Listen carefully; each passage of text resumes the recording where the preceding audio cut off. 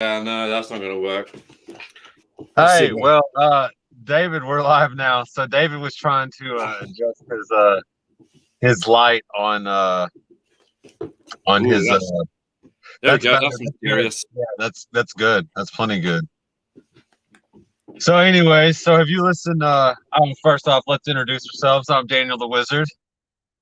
Howdy, y'all. Fox here. We're with the Driftwood podcast, and this is a weekly Driftwood weekly live stream. So, we're going to be talking about the most recent episode that we released for a brief moment. And then we're going to be talking about driftwood stuff, specifically what it is that this driftwood stuff is, I suppose, would be the best way to say it. We have some things that we're trying to identify with ourselves or for ourselves with this stuff. So we figured we'd use this live stream as an opportunity to explore some of those things. So Mm-hmm. this one may have a little bit different feel than the last couple. Like I said, we're still trying to feel our legs on these live streams and figure out what works best for us and what it is that we can best achieve with doing these things. We find them valuable. We just have to find them practical as well. So, Dave and I spent the day having some conversations. I intended to be, I guess let's start here. Dave and I spent the day. Sorry, well, I was creating echo, wasn't I? Yes. Okay. Yes, you were. Okay. Still figuring this out. Okay. So I'm home. I'm not gonna say what's going on, but somebody had a test in the family, not at the house, that tested positive for the thing. Ooh, 100%. And ooh, you just got really like Robotronic over there, David. I didn't do anything. Yeah, Probably just your sound's really bad. It's coming across really bad. Maybe it's mine.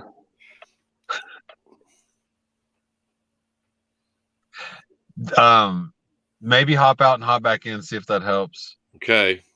I'll be back. Sorry, guys. And if it's me that is the error and I'm just hearing it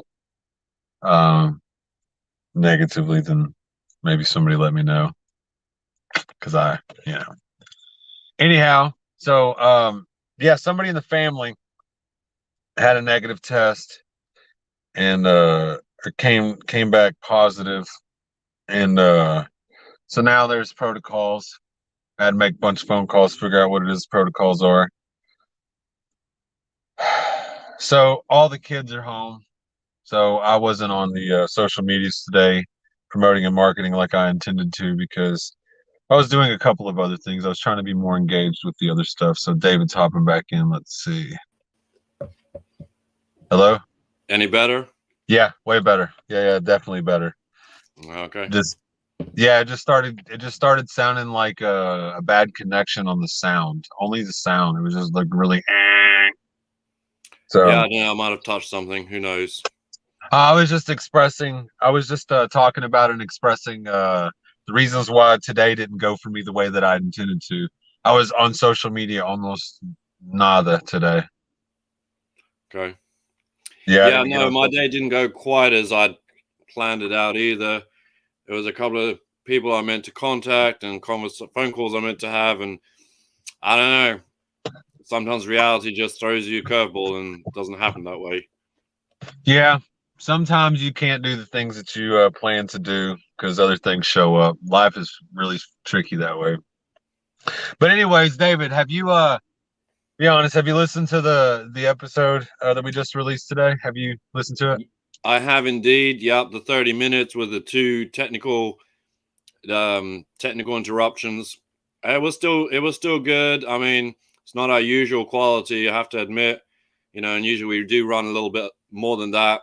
And due to the machines messing with us, some of the good stuff wasn't on the recording, but I think we did our best to try and recover, get back in the flow. It is what it is, man. So I want to talk about something real quick. So do you remember when you and I and James were trying to record the Magic episode? and the laptop essentially did the Oh, exact same thing. And then we went yeah, and with got you. food instead. And then we came back and then we did the Christmas episode. And I think it was the Christmas episode that we did. Yeah, it was the Christmas episode we did instead of the Magic episode. And so the reason why we ended up doing the Christmas episode was because the laptop literally did exactly that thing that it did on the 30-minute episode we just released. Mm-hmm. Mm-hmm. So yeah, that's maybe that's a sign. Yeah, no, I think the magic one would have been a lot more easy. Oh wait, no, there's an English word for that. Easier for me. The Christmas was yeah, that was a hard one for me. Hey But David, I'm as I sorry. said, if things are hard for you, maybe you're just not soft enough. So maybe I wasn't being soft enough. That's why it was so hard for me. Maybe James says good evening, gents. Howdy, Mr. Percival. Let me How is see. all? There we go. How you feeling, James? How you feeling, buddy? In case you guys didn't know, James got a little under the weather. Him and I were out in Paris on Saturday. His Mm-hmm. wife and him came and picked me up, and we rode out to Paris. Oh, nice. And we split some wood and chopped it all up. But James ended up getting a little under the weather while we are out there splitting the wood, and he's been in recovery ever since. Now I'll let James go into full detail whenever he's ready about things that he's experienced. But yeah, have him in your thoughts with overcoming whatever it is that had him down, because yeah, it was a Winnie the Pooh. Nice, David. I was I knew you'd like that. yeah. He says that he's getting better, so that's good. Glad to hear that, buddy. Glad to hear that you're getting better. So, anyways, David, Yo. here we are. That was the episode. I haven't listened to the episode yet. I listened to about 15. I guess I listened to half of it. So 15 minutes of it. I'm used to that only being like the beginning. Um, but I think that we were talking about shame and regret. Mm-hmm. And Mm-hmm. so in the shame and regret stuff, I really wanted to talk about a lot more. So that 30 minutes wasn't even close. So me and David vowed at the end of the episode to continue on and have an actual real conversation about this, because we didn't get to half of the stuff that we really wanted to. Some more shame and Because regret. Nice. yeah. So I think that we're definitely going to give that some more air, and we're definitely going to talk about that and bring that more to discussion. So that brings us here. Dang, my hair is all kinds of wild and all kinds of. I have it up in a ponytail right now. So let me. There we go. Look, My I hat's look like my hat's Mackay taking care of Pfeiffer. that. Look like Mackay Pfeiffer on 8 Mile with the dreadlocks right now. Anyway, so No, you look like that guy from what's that Bruce Willis movie? Surrogates, the cult leader. anyway, so what we're here doing today on this live stream is we're going to talk about what it is that we're trying to do with Dryftwood. So we've had a couple of attempts of episodes and talks about this, and they always go somewhere. They always go to achieve something further than what it is that we had started out. But the reality is there's still obvious questions to ask that we haven't answered. So I don't know what those obvious questions are, but I figure in conversation those things come up. My hair's bothering me, and my light just went off. Well, luckily we So have very helpful people like Mr. Percival who insists on keep asking us and keep pushing us to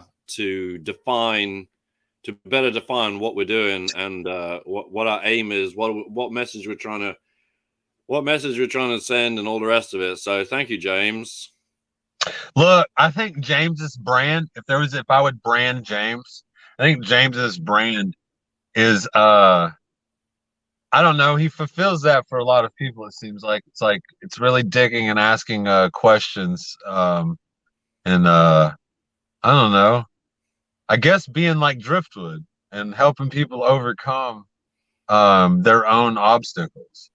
So I think that the biggest thing that we really do is we try to figure out a way to help people overcome their own obstacles, themselves as their own obstacle, usually. Right. Ourselves. We're our own obstacles. Yeah, obstacles, testicles. But one of the things we wanted to talk about a little bit was the obstacles we face in doing the podcast. It's not just a matter of excuse me. It's not just a matter of sitting down in front of a mic and hitting record and go. In most instances, Smoking a cigarette. Oh no. Anyway, in most instances, the episode is preceded by hours upon hours of discussion and conversations between ourselves and with other people. Sometimes research is involved. Sometimes, but yeah, sometimes, yeah. Well, I mean, depends how you define research, but whatever.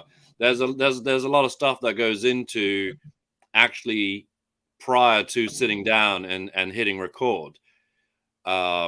And then that's just the immediate thing with the actual recording, what goes into it. Then come the other obstacles or challenges. I can't even speak English today. Maybe I'll just switch to a different language. I don't know. Try with English for now. Yeah, so language obstacles. No joke. Obstacles such as time, place, other circumstances, things that are going on, family, friends, commitments, work, because although this is our primary occupation, as it were, this is what we focus most of our time on.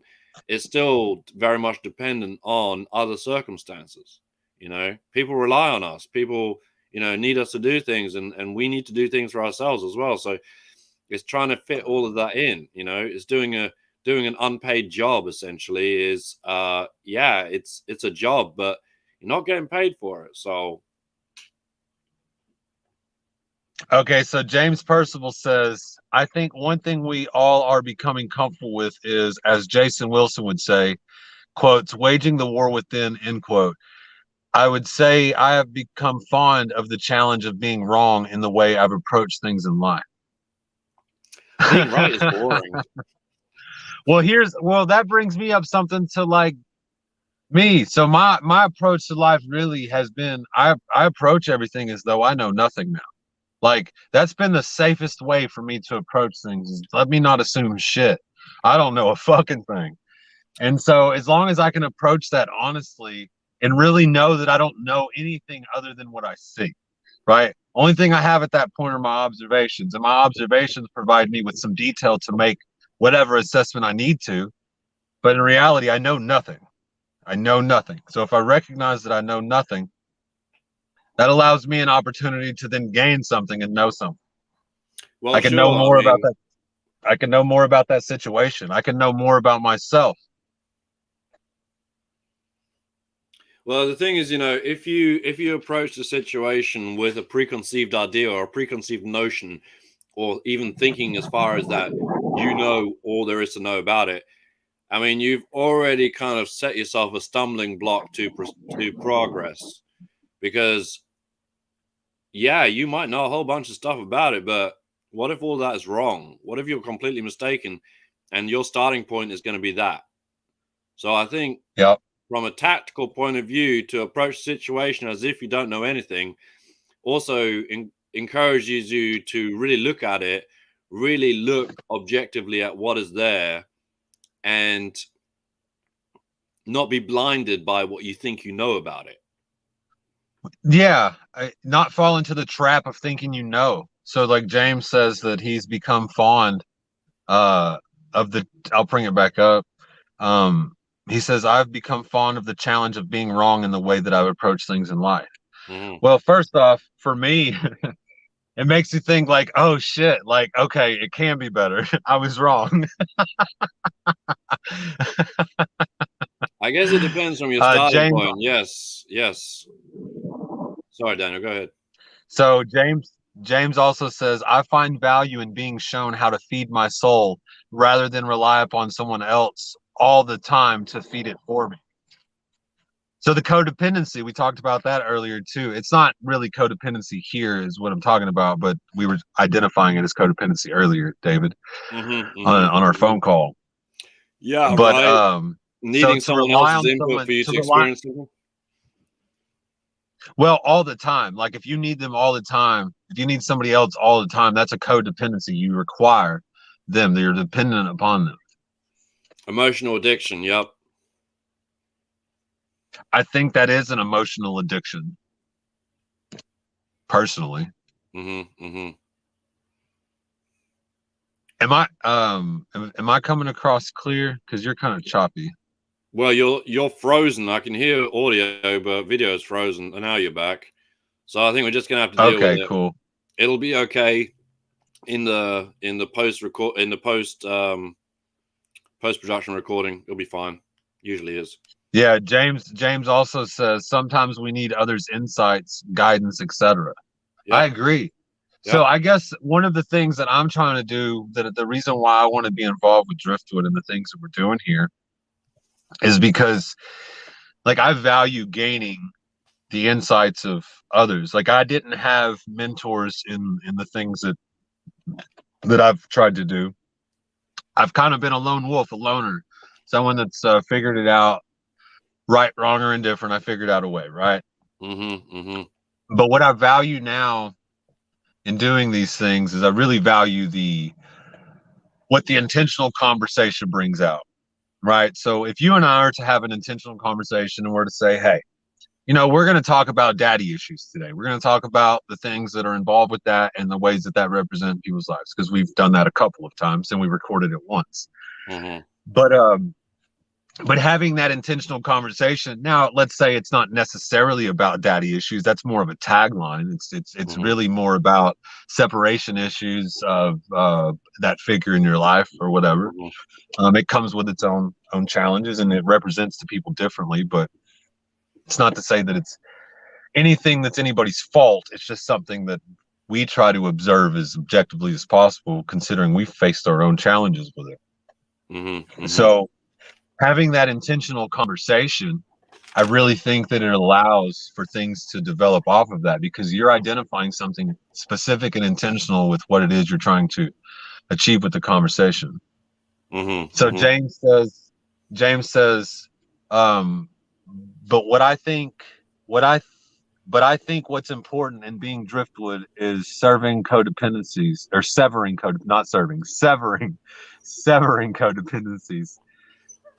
Fostering individual sovereignty. What's being Driftwood to you? Thank you, James. That was a very concise, thought out thing. I really appreciate that. I'm just trying to find my wake up thought. Carry on. He says, but I think what's important in being Driftwood is severing codependencies. Let's start with that statement there. I think severing codependencies has been one of, that's been a hard one for me, because first off, I did not want to accept that I had codependent behaviors. I absolutely did not want to accept that I had codependent behaviors. So for me, that is definitely true. It's for me severing those codependencies, those requirements of other things to be able to do the things that I'm seeking or I need, I suppose. And then fostering individual sovereignty, that statement. Yeah, it's allowing those things to exist for other people, for ourselves mostly. I think the goal is for each of us individually to be able to find what that is for ourselves, individual sovereignty. But I mean, I think you have to have some thoughts on sovereignty to begin with to be able to even go down that. And we have conversations about sovereignty all the time. Yeah. So what is being Driftwood to you, David? James flat out asks. Right. Well, I'm just going to read my wake up thoughts that I jotted down this morning.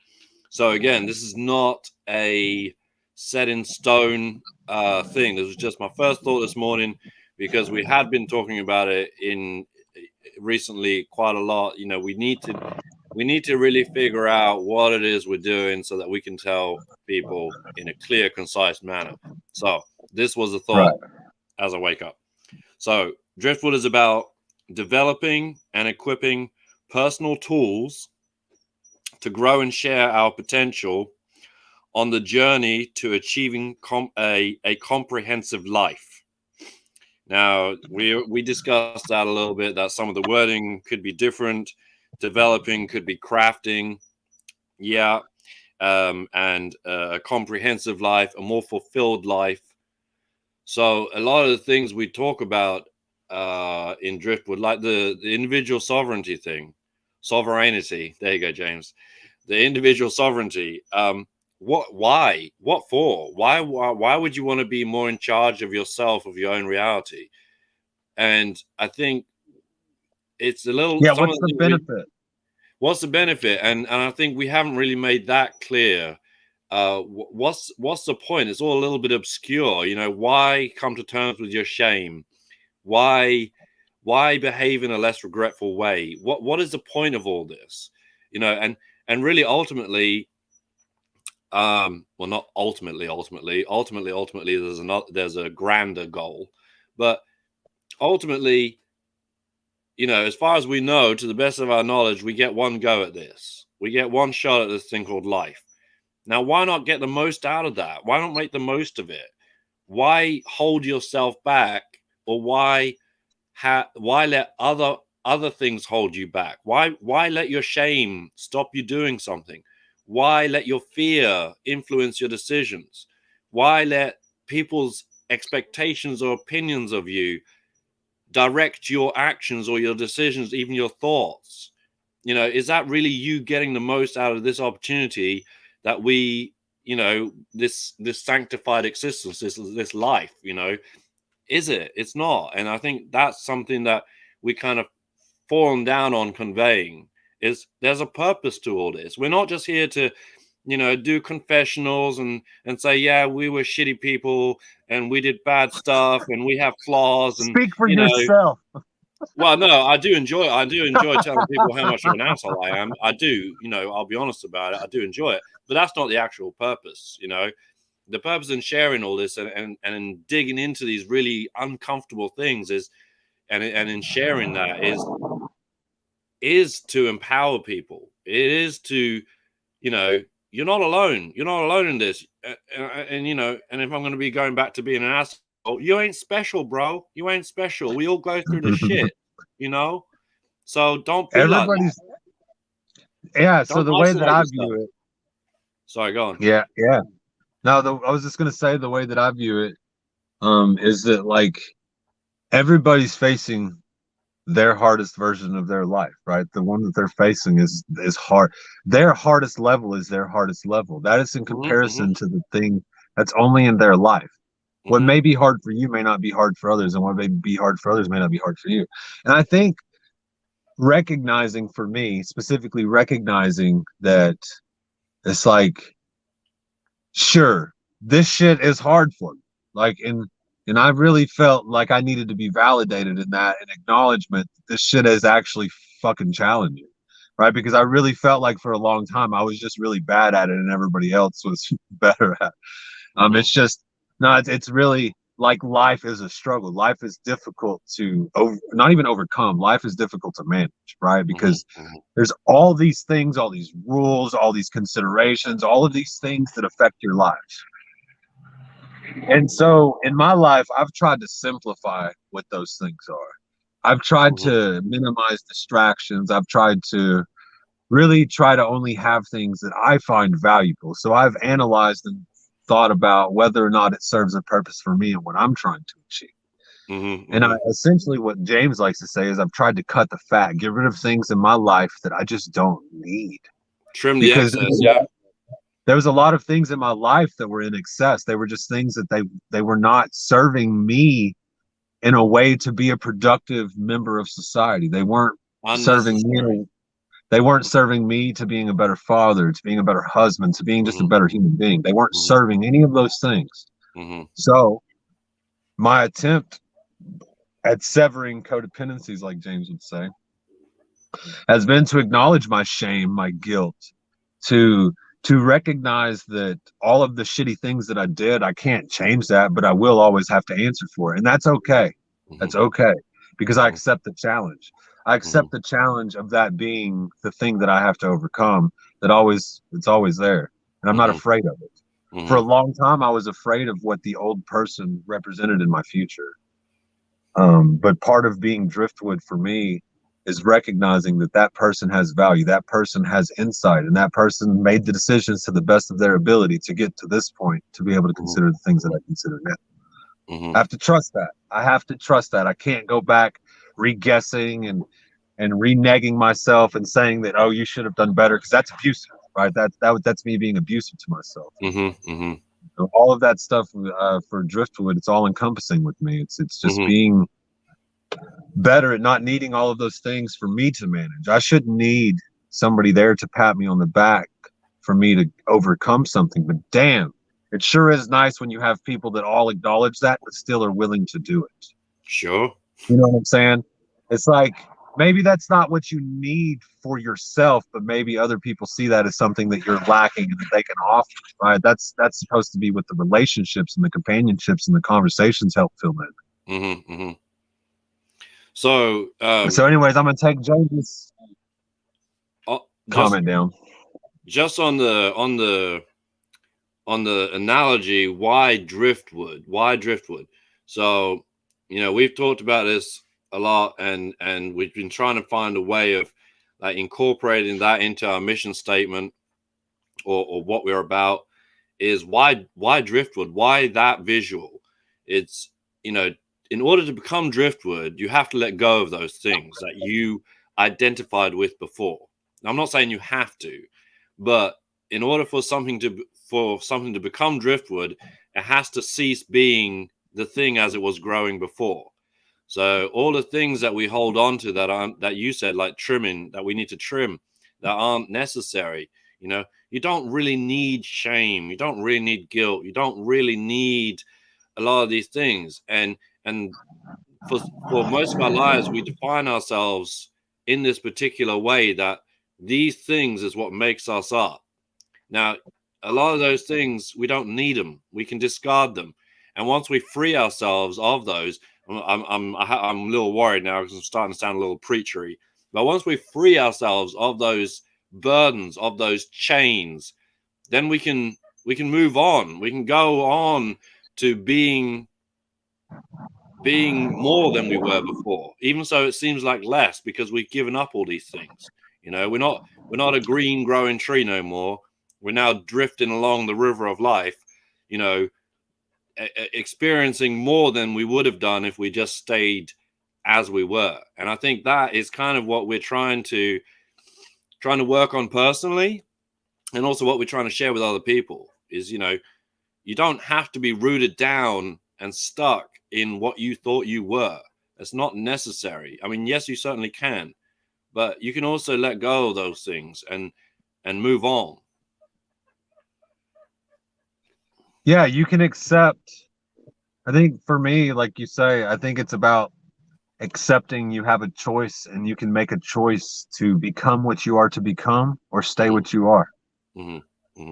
And staying what you are may be appropriate for some people.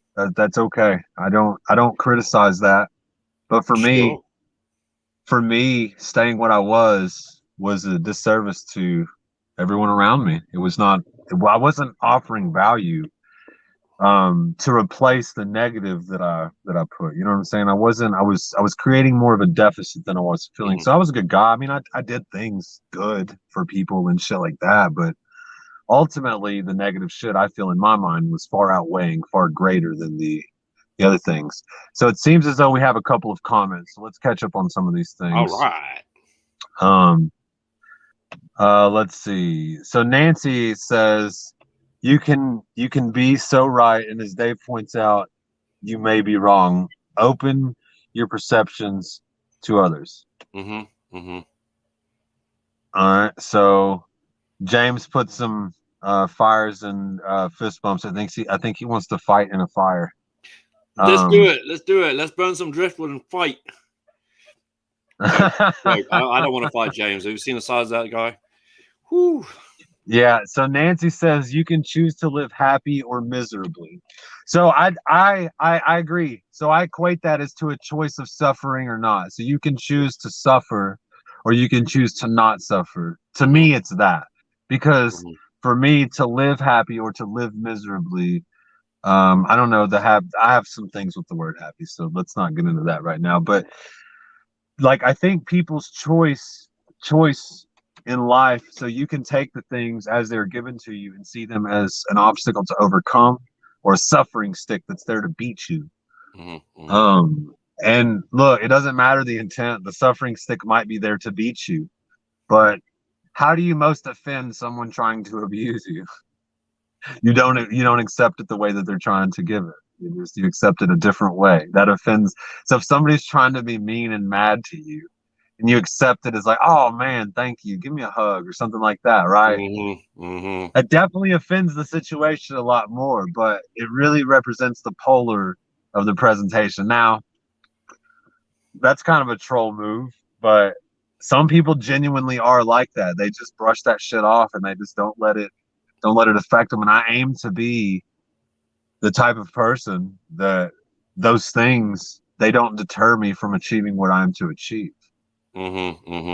Because I don't feel as though I have much of a choice in some of these things. You know, some people may say that, you know, they feel called to do stuff or divine intervention or whatever. What I know is that my life sucked the way that it was, and I quit fighting the things that sucked and started to accept things about myself that were a reality.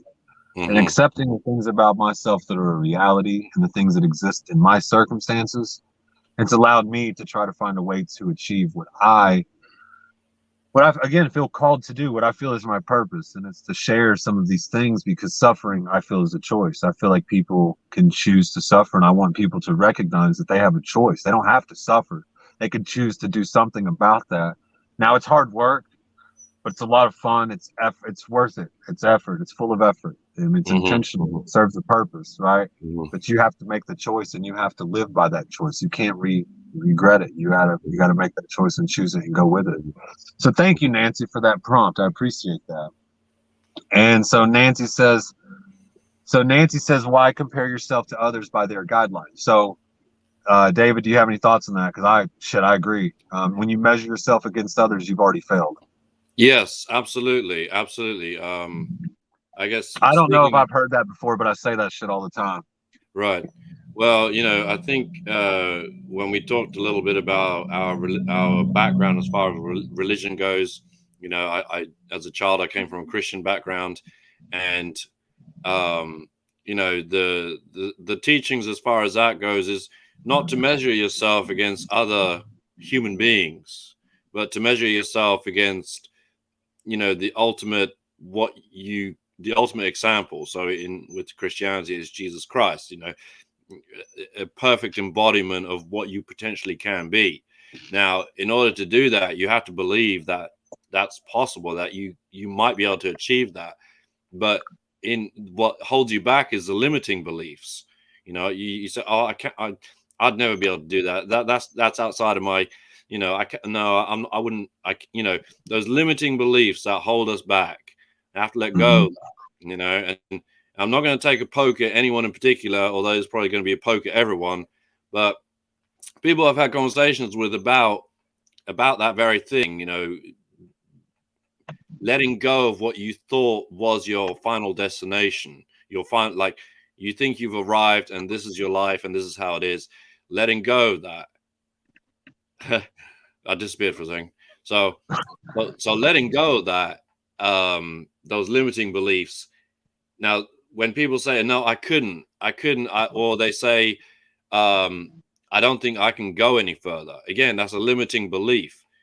And just by saying, or just by thinking that you can't go any further, that's what's stopping you from going any further.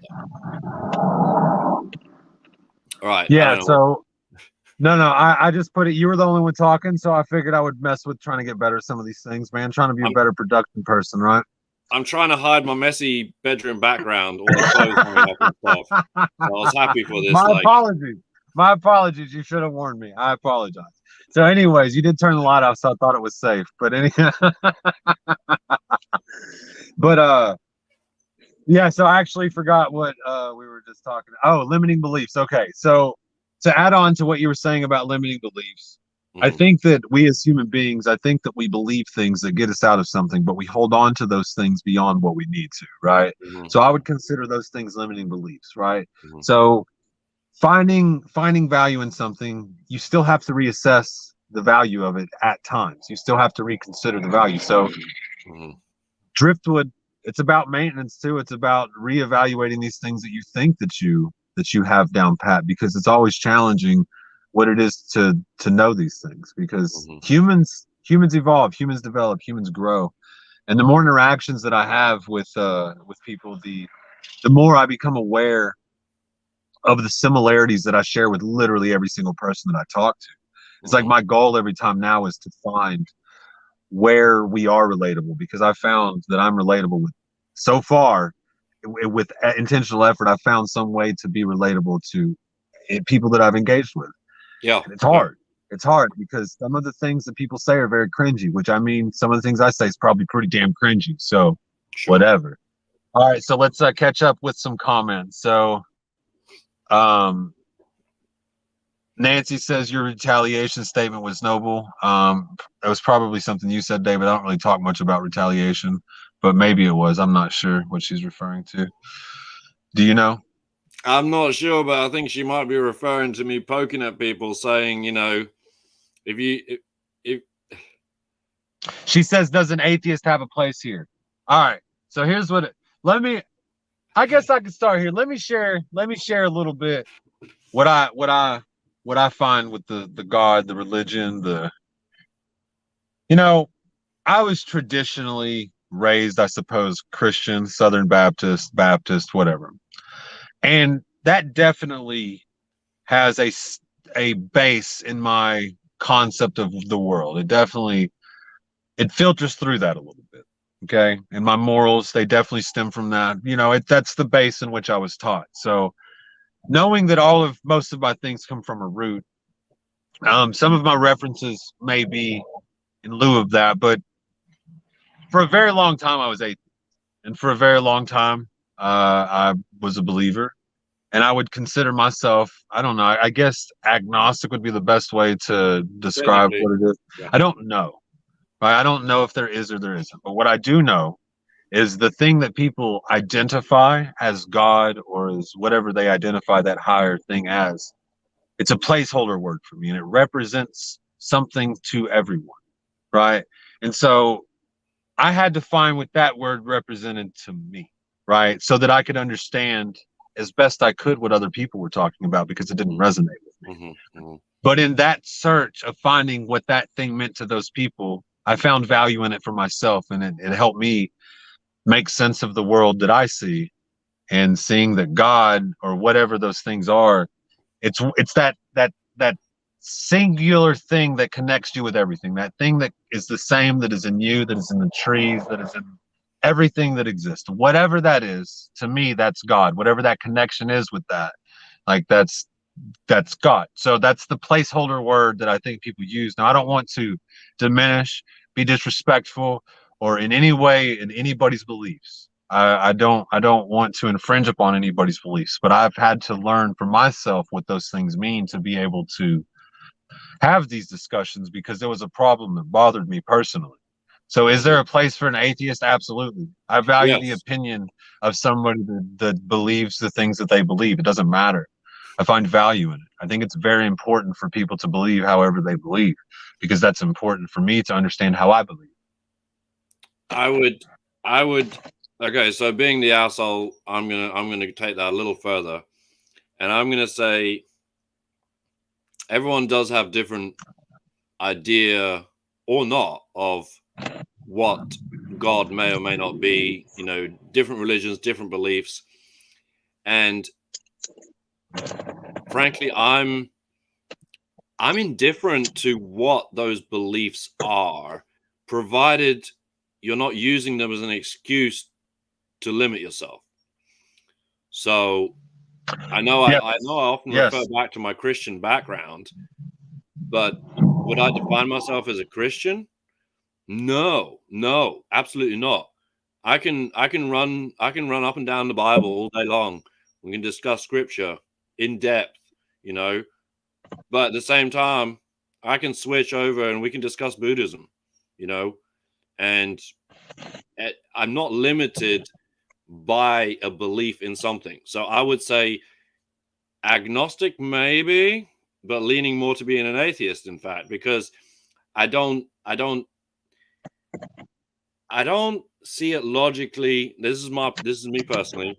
I don't see it logically that there's some kind of person or entity or being that is separate from everything that made everything.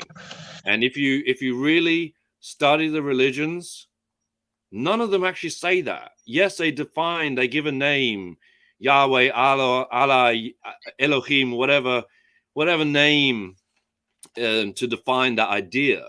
But if you really study, God is in everything. Someone who's close to me, they told me their kid told them that the kid said, God is in me, and she laughed. And I said, listen, yes, he's not wrong. God is in him. God is in all of us. God is in all things. And if you really, really study, yes, God, the concept of God is in all things. It's not a separate thing. And to that I think is a limiting belief that it's something separate from us. So yeah, so I can Nancy be and still be okay with the idea that there's such a thing as a greater thing. Mm-hmm. So Nancy says, believe what you believe. However, Christianity is very restrictive and limiting. So I will say that it can be, but I also think that it can be empowering if used properly, right? But I don't think a lot of people use those things properly. Well, it's not represented, in my opinion, in a manner that would be suitable to what the cause represents it's supposed to be for. Yeah, I think a lot of people use religion as a way of limiting others. I think unintentionally, dude. I don't think that's the intention. That's what I have to realize and recognize is I don't think people's intentions are unpure. I don't think their intentions are negative. I think that maybe not negative intention, maybe. So the way it plays out, like telling kids, you better be good, otherwise you're going to go to hell. I think listen, I don't think that's fair. Look, that's using fear. That's using fear to do something. I don't think that's fair to the kids. But Nancy says, God is in you. Maybe you are God. Well, in my opinion, yes, everyone is. God is you. You are God. You are your neighbor. Your neighbor is you. Oh, yeah. Imagine this. So if there's this greater thing, this thing that's larger than all of us, just hypothetically, whether it be a heaven or all of this stuff, I like to think of it as like a greater consciousness, if you will. So that like when we pass, when we leave, if we have a soul or anything like that, that life force that's in us, it goes to the greater energy of what is then, I guess, maybe redistributed. I don't know. I really don't know. That's why I don't believe one thing or the other. I theorize about some of these things so that I can make sense of these things so that I can understand what it is that those things represent for me, because that's the value that it has, is the value that I give it. But that's really not fair either, because there is some shared value. It's not necessarily just the value that I give it. There's shared value as well. There's like these episodes that we do, there's shared value. The value that I give it is the effort that I put into it and the things that I put on. And the value received is based upon the person's receiving the things and how they interpret the information. So James says, talk about putting the wrath of God into you. Oh, that's Nancy. I'm sorry, Nancy says that. Yeah, and James under it puts the whatever that face is. That's a slightly sad face. James, don't get me started. I'll start talking about how God is in food, etc., etc. Okay, we know where that goes. Look, the point is, if your beliefs make sense for you and they empower you, use them. But your beliefs, consider that some of your beliefs may be limiting you, right? That's the point. It doesn't matter whether I think it is or not. What matters is whether or not, based on your life, your circumstances, whether that's getting the most out of you or whether that's limiting you. Only you know that. I can't decide that for anybody. I can only bring up the things that one should consider, in my opinion, before deciding that. Yeah, again, if you are allowing someone else to define that for you, you're essentially limiting yourself. And again, we come back to the thing of being sovereign. And this is your one shot at it. This is your one run through. Do you really want to hold back? Do you really want to limit your experience of what is possible? And I'm not saying that a belief in something would limit you, but it's worth looking at. And again, not religious belief, even any kind of belief. General beliefs about life in general, not religious, not anything. Just whatever your beliefs are, whatever your ego tells you believe. I mean, it can be something as simple as saying, "Oh no, I don't believe I would like crab, or I don't believe I would like lobster." Have you ever tried it?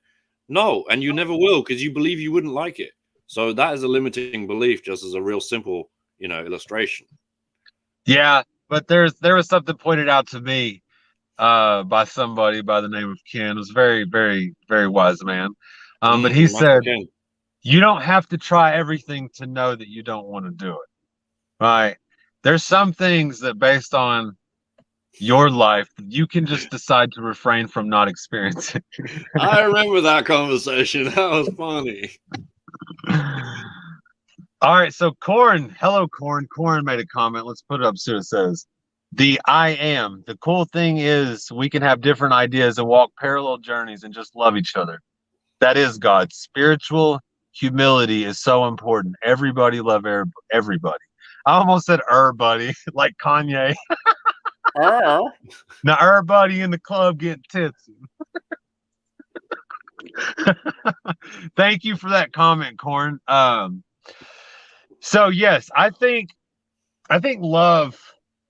We've talked about love a lot in regards to James presented something to David and I based on a conversation he had about there's potentially two core emotions, and it's or not core emotions. Maybe it is core emotions. I don't remember exactly, but there's two places to operate from. You can operate from a place of love. You can operate from a place of fear. Okay. So I've played around with the idea of, if you have fear in your heart and fear is guiding you and fear is making your decisions, you can try your best to put effort and help all these other people and all of these things, but it'll always fall short because you're limiting what's achievable within that, because you're making your decision fear-based.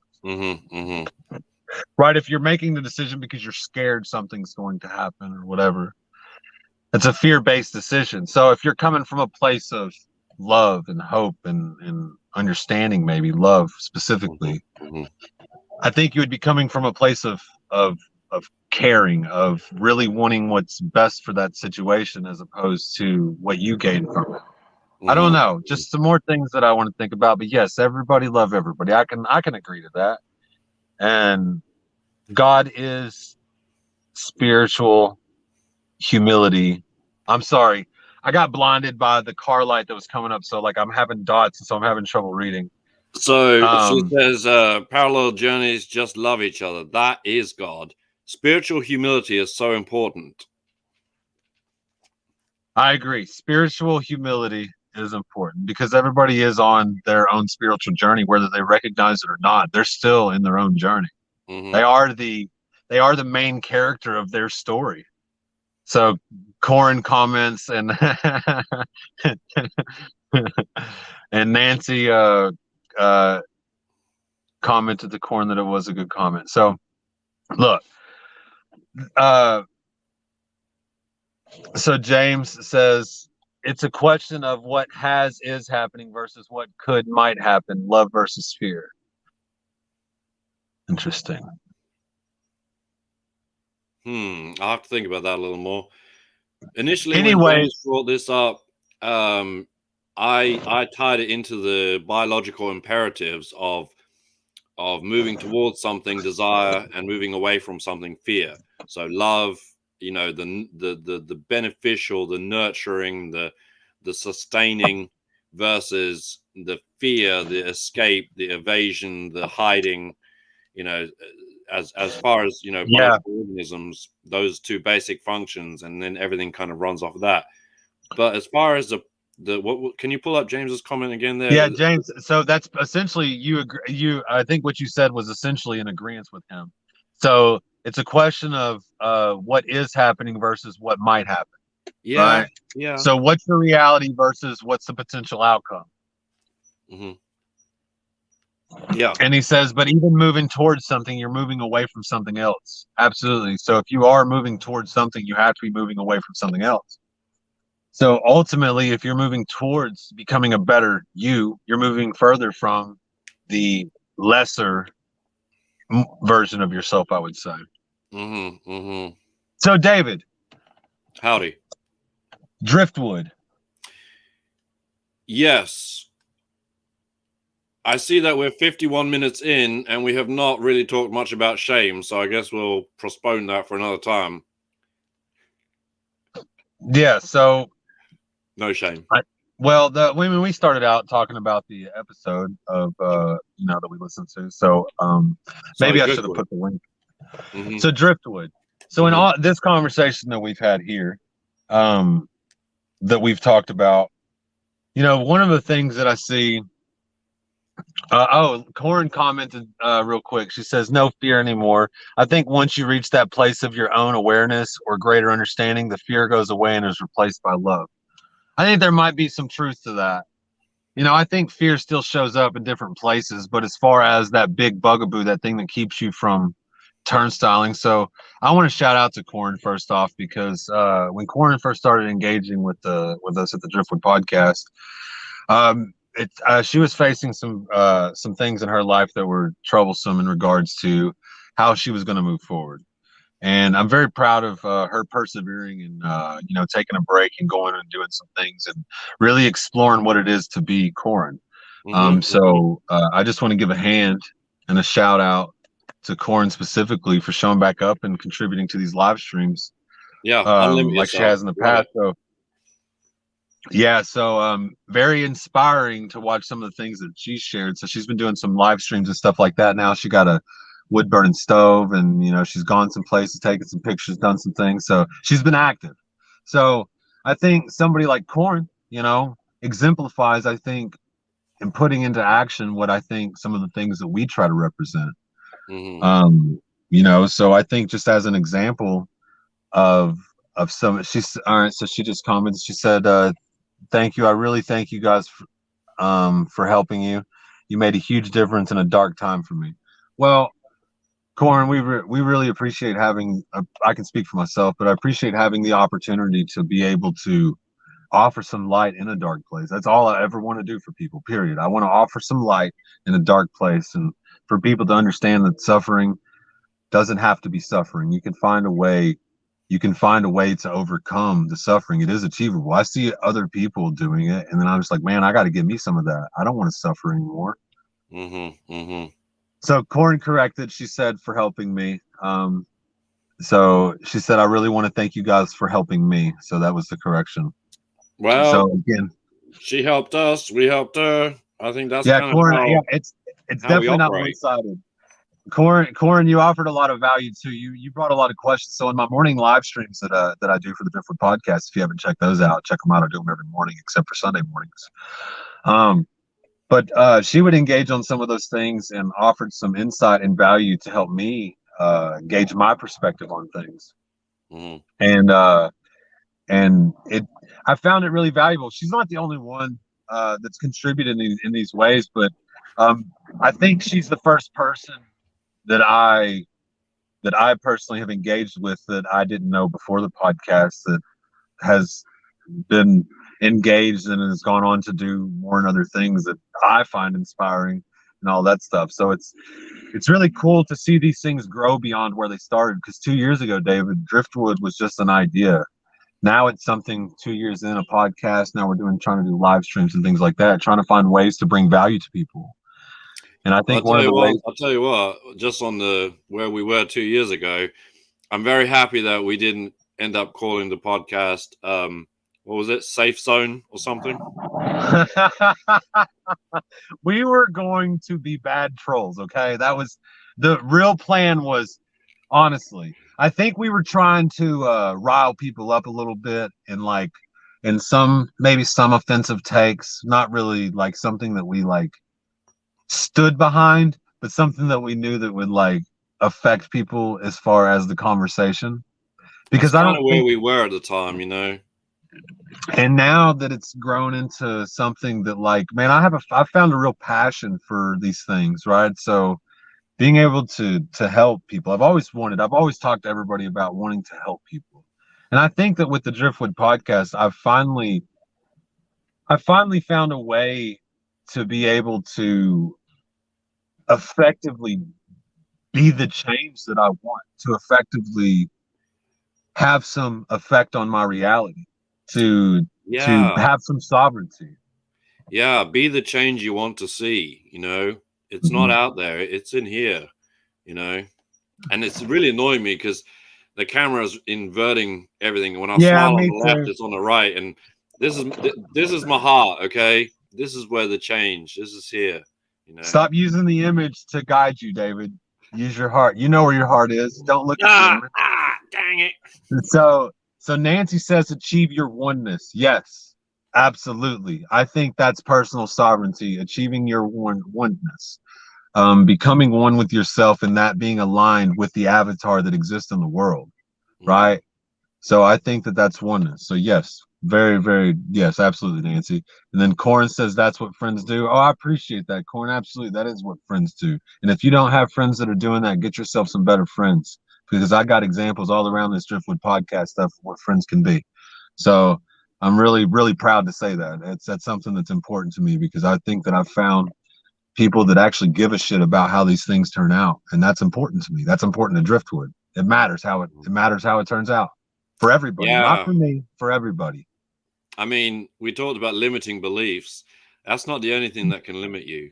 The company you keep can limit you. Yeah, no, then that's the full encompassing thing with the Driftwood podcast. It's like we're exploring all of these limiting beliefs, all of them.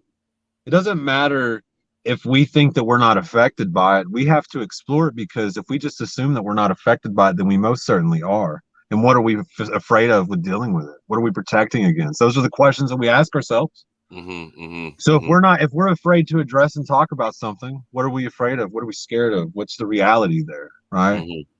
And you know, this casual conversation, these long conversations that we have, I really do think that the future of being able to engage has to do with these long form conversations, because there's so many ideas expressed here, but then you can go back and revisit them and take more from it. Because I like watching these things after we do them, because I'm an audience member the same as I'm a podcast host, because I go back and listen to stuff. I love listening to these things because it reminds me and supports me in my life what I'm trying to do.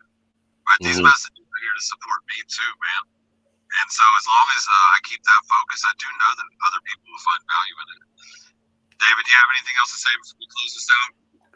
No, I mean, what did I say before is be good to each other, you know? So Nancy says, amazing show, guys. Thank you very much, Nancy.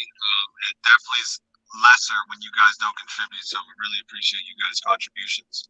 But I do want to say that if you find value in any of the things that we do, or if you think that there's ways that we can offer more value, we're willing to hear those things. But also, if you find value in it, don't hesitate to share it, because if you find value in it, somebody else may as well. We don't want these people that we know to be in the dark. We don't want these people that are around us to be lost. We want to offer them any sort of light that we can give them. And if you find value in this may be something valuable for them, so don't hesitate to share it. Don't be ashamed or regret anything, because we don't look. I think that I'm a pretty good guy. I look shady, but I think I'm a pretty good guy. And I think that I try to I think I try to get other people to be the best version of themselves, including my wife, my kids, me, my friends. Just I try to encourage them to be. Are you really going to accept that about yourself? Is that where you're stopping at? Is that where you're stopping at? That's really what I try to ask people. Is that where you're going to limit yourself, or are you going to not? And I think that I asked that with Dryftwood too. Is that where you're going to stop? Is that where you're planning to stop? So Tori says that she really enjoyed it. So thank you Tori for watching. Really appreciate that. So, but guys, we've done this an hour. Man. Oh, this flew by. This is David, high five, air high five. This is the best one that we've done. Like, this felt so good. So crazy that the live stream is twice as long as the actual episode, but hey, you know, that's how it goes sometimes. We're getting better at these things, man. And so if you guys want to stick around for the growth and see what growth looks like as it happens, don't forget to check us out every Monday. We release an episode on Spotify, iTunes, everything that you listen to. We're even on Audible, guys. There's no reason why you're not listening to us. It's actively a choice not to when you choose not to, but that's okay. Even YouTube, you don't have to subscribe. Yeah, well, when not all of our episods are on YouTube. I've been lazy with that. I just try to put work on putting on Spotify. But anyways, you can check out our episodes. Spell it Dryftwood. You can check us out at buymeacoffee.com/Dryftwood, Dryftwood. But be cautioned, there's not any active material on there due to us focusing on doing the live streams on here. So if you want to contribute in any way and you want to be helpful in any way, like, comment, share, do all of those things. But also you can go to the buymeacoffee.com/Dryftwood if you want to help in other ways. So guys, love you. Really appreciate the contributions. You guys have an awesome rest of your Monday. Enjoy the rest of your week. And don't forget, be Dryftwood, guys. Good night.